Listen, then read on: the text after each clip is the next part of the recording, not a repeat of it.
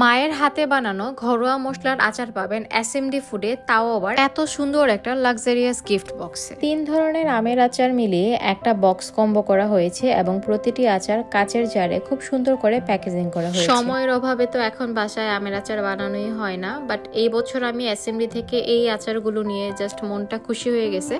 আমের মোরব্বাটা আমি টেস্ট করলাম, এটা আমের মোরব্বার সাইজগুলো ছিল খুবই বড় এবং টেস্টটা ছিল একদম পারফেক্ট।